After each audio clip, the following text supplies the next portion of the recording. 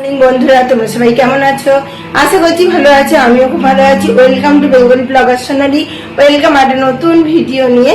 আজকে সকাল সকাল উঠে পড়েছি। আজকে চান করিনি এখনো। আজকে একটু বেরোনোর আছে, কিছু কাজ ছাড়ার আছে, ওই জন্য এসছি। তারপরে চান ঠান করে নেবো। ভাত হয়ে গেছে আমার, এখন ভাত এখন চা চাপিয়ে দিয়েছিলাম, কমপ্লিট হয়ে গেছে। এবার আমি রান্নার দিকে এসেছি। খেয়ে দিয়ে বরমশাই বেরোবে, ওই জন্য রান্নাটাই করতে এলাম। চলো কি কি রান্না করছি তোমাদের দেখাই। এখানে ভাত দিয়ে দিয়েছি, আর উনানে দুটো কড়াই চাপিয়ে নিয়েছি। এই কড়াইতে করব বেগুন একটু ছিল, ঢেঁড়স একটু ছিল, ওই দিয়ে চচ্চড়ি হবে। আর এখানে করব ধোকার ডালনা। দেখো বেসন দিয়ে আমি ধোকার এটা বানিয়ে নিয়েছি।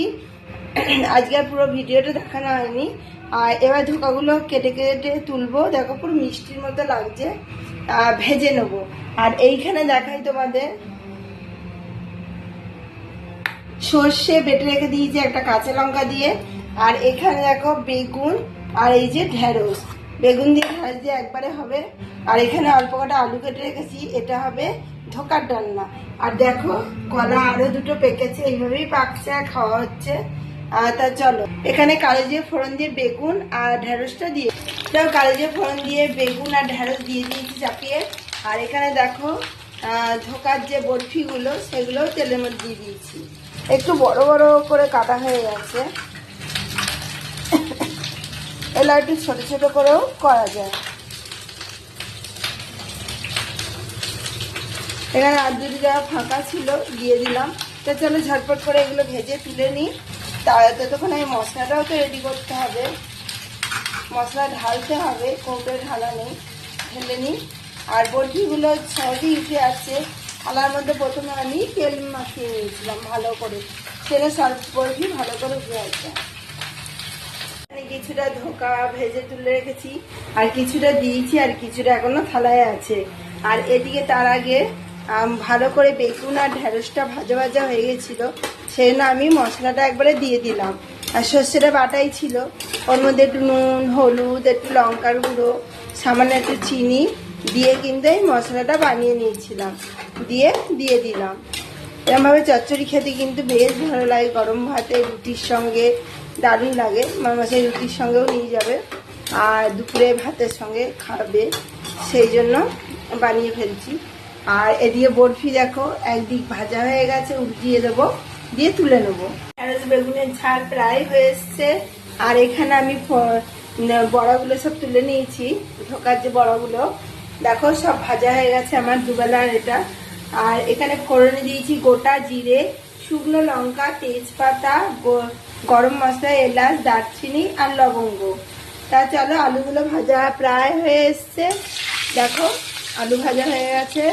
এবার আমি এই যে মশলাটা বানিয়ে রেখেছি, জিরে গুঁড়ো, ধনে গুঁড়ো, লঙ্কার গুঁড়ো, নুন, হলুদ দিয়ে, আর সামান্য একটু চিনিও দিয়েছি। নিরামিষ তরকারিতে সামান্য একটু চিনি দিলে তরকারির স্বাদ, কালার সবই কিন্তু বেশ ভালো আসে। এবার থালাটা আমি ধুয়ে একটু জল নেবো, এই জল দিয়ে কিন্তু আমি এটা কষিয়ে নেবো যতক্ষণ না চারিদিক দিয়ে তেল ছেড়ে আসছে। আর নিরামিষ তরকারিতে গরম মশলা দিলেও কিন্তু স্বাদ দ্বিগুণ বাড়ে। এই চলো ভালো করে কষিয়ে নিই 2 থেকে 3 মিনিট। আর এইখানে এটাও দেখি কতদূর কি হলো, একটু মাখা মাখা হবে আর একটু ঝোলও থাকবে। প্রায় হয়ে গেছে, নামাবার মুখেই হয়ে গেছে। দেখো মাখা মাখা ঝোল হয়ে গেছে কিন্তু। এতে একটু বড়ি দিলে ভালো হতো, আমার কাছে বড়ি এখন অ্যাভেলেবেল নেই, যা আছে তাই দিয়েই বানালাম। ঢেঁড়স বেগুন চচ্চড়ি আমার হয়ে গেছে, নামিয়ে নেবো। আর এদিকে ধোকার ডালনাও আমি চাপিয়ে দিয়েছি। এবার ফুটে উঠলে ঝোলটা একটু টানা টানা হলেই নামিয়ে ফেলবো। পাত্র রেডি আছে কারণ। তা চলো এইগুলো হতে থাক, আর ঘুরে আসছি। আমার ধোকার ডালনাও হয়ে গেছে, এবার পাত্রে ঢেলে নেবো। আর এবারে এই বাসন কোসন কটা মেজে নিয়ে তারপর আর টুকিটাকি কাজ আছে, এগুলো সেরে বেরিয়ে পড়বো। দেখো কেমন হয়েছে ধোকার ডালনাটা, কমেন্টে জানাতে ভুলো না। রান্না বান্না সেরে ভাবছিলাম বেরোবো, কাজকর্ম তো রয়েছে বাইরের কিছু, কিন্তু অঝরে বৃষ্টি নামলো আর বেরোতে পারলাম না। এখন দেখছি একটু ঝরেছে, আজকে বেশ ঠান্ডা হবে। তোমাদের দেখাই কি অবস্থা, ব্যালকনিটা সদ্য মুছে মুছে দিয়ে গেলাম, তার হাল কি হয়েছে। আর বাইরেও জলে একবার ভর্তি, তবে দেখাই একবার। চল, দেখতে পাচ্ছ সদ্য মুছে গেছি, আবার কিরকম জলে ব্যালকনিটা ভরে গেছে। এখানে দেখো আবার থই করছে জলে। এই কি গাছপালাগুলো একটু জল পেলো, এই যা। আর বাইরেটা দেখো এখনো মেঘলা। পুঁইশাক গাছটা দেখো কত বড় হয়েছে, জল পাচ্ছে আর বেড়ে যাচ্ছে। আর যখন আমরা যাব তার আগে এটা কেটে খেয়ে নেবো, নাহলে তো সব গাছই মরে যাবে, জল পাবে না। আর এদিকে দেখো মেঘলা আকাশ, কিন্তু বৃষ্টিটা একটু ঝরেছে, সেই জন্য এখন আমরা বেরোবো। রেডি হয়ে নি, আর তার আগে ব্যালকনির জলটাও কাচিয়ে নি। আর এদিকে দেখো জল পেয়েছে রজনীগন্ধা ফুল গাছগুলো, আবারও কল বেরিয়েছে। এই গাছ সহজে মরে না, জল পেলেই আবার হয়। চলো রেডি হয়ে নি। আমাদের ভিডিও আমি এখানেই রাখছি।